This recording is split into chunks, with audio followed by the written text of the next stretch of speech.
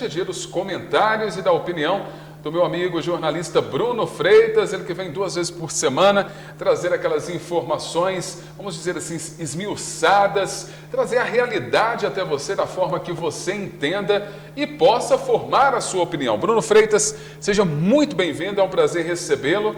Nós Obrigado. vamos trazer um assunto que inclusive nós já comentamos no primeiro bloco aqui do Jornal Cidade em Notícia, do idoso, né, que teve os seus documentos, o seu cartão aí roubado. Ele deu queixa na PM pelo uso não autorizado do cartão após a perda dessa carteira com todos os documentos, como eu disse, na região central aqui de Itaúna.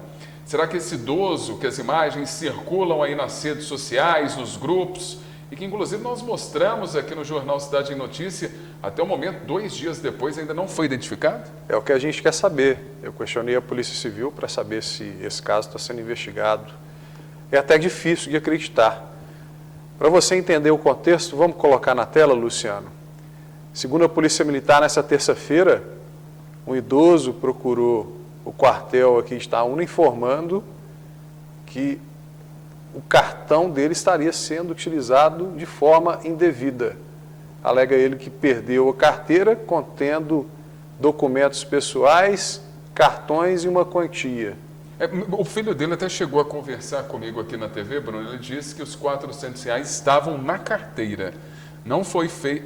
Teve a compra de R$400 nessa loja de perfumaria e tinha R$400 na carteira desse idoso. Pois é, aí tem esse vídeo circulando nas redes sociais de um outro idoso que estaria fazendo essa compra nessa perfumaria, e as informações que foram reportadas para a gente, para a imprensa, né, que além dessa compra de R$400, teria havido um saque de 2.000. Difícil, né, de acreditar, né? A gente precisa aguardar agora o desdobramento da ocorrência para ver se a polícia conseguiu identificar quem é esse suposto autor, se ele é aqui de Itaúna, né, se realmente ocorreu isso como chegou para a gente, porque a PM não confirmou. A PM disse que pelas imagens não é possível confirmar que esse autor seria a pessoa que estaria sacando esse dinheiro, usando esse cartão do outro idoso que registrou o boletim de ocorrência. E para a gente falar com a propriedade, a gente precisa da confirmação das autoridades. Então a gente segue cobrando para acompanhar esse caso, que está tendo uma ampla repercussão aqui em Itaúna. Inclusive teve até vereador que divulgou foto desse suposto autor.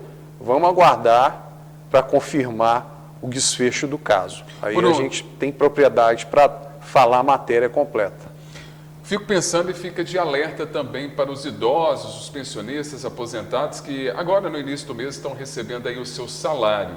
Muitas das vezes esses idosos colocam ali na sua carteira, até as idosas mesmo na sua bolsa, o cartão e acabam escrevendo a senha do cartão e carregando junto. Eu fico imaginando que possa ter ocorrido isso, que esse idoso possa ter deixado essa senha junto com esse cartão na sua carteira, já que ele perdeu a carteira, e aí que houve esse saque dos R$2.000. Então fique atento, tente memorizar a sua senha, mas nunca ande com essa senha junto com o cartão. Se você está dando de bandeja para o bandido. Idoso hoje sofre golpe o tempo todo, né? Eu estava assistindo agora há pouco na televisão um depoimento de uma pessoa falando de uma instituição bancária que pratica há 20 anos empréstimo consignado sem autorização, ou seja, empurrando cartão, empurrando juros, aplicando golpe em idoso. E a instituição financeira grande. Eu já falei de outra um tempo atrás aqui. Como é que a gente vai fazer um país melhor com essa pouca vergonha?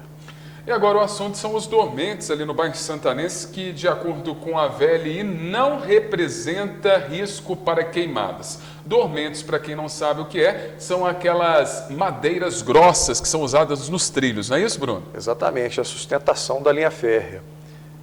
Demanda que nós recebemos do Rio Itaúna de um morador aqui santanense preocupado com essa estocagem de dormentes, considerando que ali naquela região de mata entre o bairro Tropical e Santanense há um histórico de queimadas e a gente está na época desse tipo de incêndio.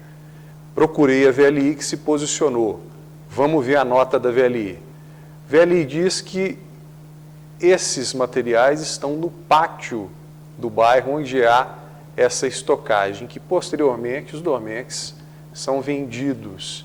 O local fica a 100 metros da Avenida Albino Santos e é um pátio regular com fluxo constante de retirada e reposição de materiais, não havendo, segundo a VLI, registros de incêndio no local. Mas engraçado que a gente mostrou recentemente, né, ali no bairro Santanense, não mais do que 2 meses, um incêndio de grande proporção justamente nessa área. Fica o registro aí da solicitação do morador, a resposta da VLI, e se ocorrer algum problema ali já está formalizado, já tem o histórico. Agora, está sendo investigado também aquele outro caso, também relativo aqui à dormência de linha férrea, de furto aqui em Itaúna. Parece que a coisa está encaminhando.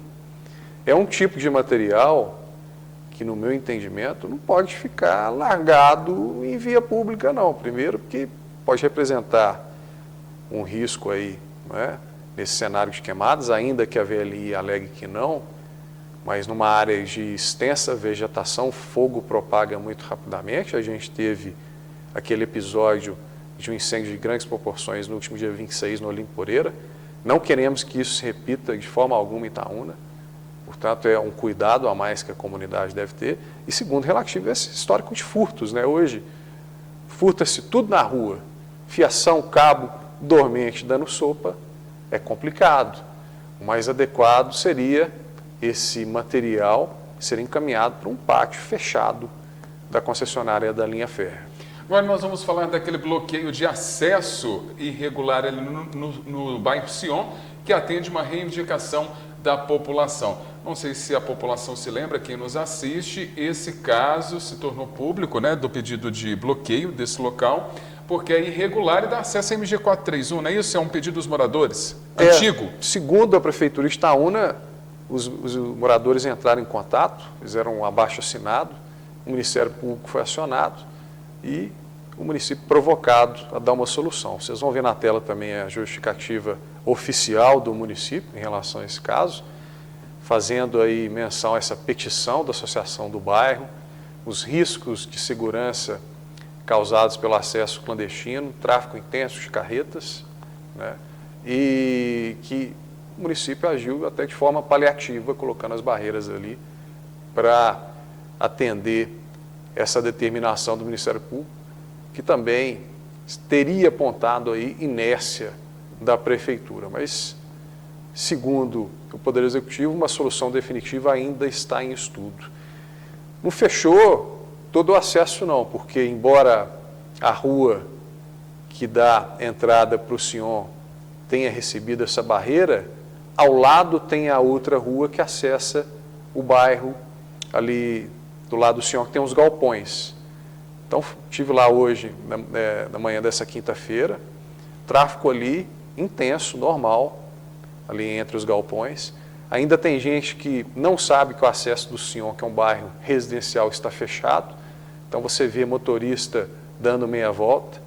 Você vê também, às vezes, algumas motos passando pela calçada ali para desviar dessas barreiras que vocês estão vendo aí no vídeo. Ou seja, ela não bloqueia totalmente, ainda tem, claro, espaço da passagem para o pedestre passar, mas o motoqueiro vai lá e, né, o jeitinho brasileiro, vai lá e acaba fazendo essa infração. Agora eu te pergunto, qual que seria a solução definitiva para resolver esse acesso, que é um acesso clandestino? Considerando que ali tem vários galpões, transportadores de carreta, depósito de supermercado, o ideal seria fazer uma pista marginal na rodovia. Mas para o custo dessa obra, né, já é o caso talvez que se pensar numa duplicação da 431 entre o trilho do Padre Eustáquio e o Morro do Engenho, porque aí você resolveria o problema daquela entrada improvisada no bairro Veredas, onde colocaram os radares de velocidade, mas os carros para convergir precisam aguardar na pista, né? Já urbanizaria toda aquela área ali, colocando até um espaço ali para eliminar o risco de fogo às margens da 431, e mais ali na frente já, né, abriria espaço talvez ali até para se fomentar um distrito industrial, se for o caso, próximo das proximidades do Sion ali, até a chegada do Morro do Engenho. Mas a gente sabe que o governo de Minas não tem recursos para empregar em obras rodoviárias. Se a rodovia fosse colocada num plano de privatização, aí sim, Fábio, eu acredito que a gente teria mais previsibilidade disso ocorrer. De toda forma, esse acesso irregular no bairro Senhor, ele começou a ser utilizado há cerca de 3 anos, quando houve o fechamento lá do trevo do Morro do Engenho para as obras de construção do trevo. E a partir dali, as pessoas que moram naquela região passaram a utilizar justamente esse acesso para evitar o trevo do Padre Eustáquio, que é complicadíssimo, que é muito perigoso, toda semana tem acidente, graças a Deus essa semana até agora não teve, mas é um lugar que é complicado passar no trevo do Padre Eustáquio. Então, fica aí um paliativo que a Prefeitura fez, atendendo, fechando o acesso aos moradores do bairro Sion especificamente, mas na rua ao lado continua passando carro, carreta, moto, ônibus, um tráfego intenso. Ou seja, fizeram ali, de fato, um paliativo que não vai resolver de forma definitiva.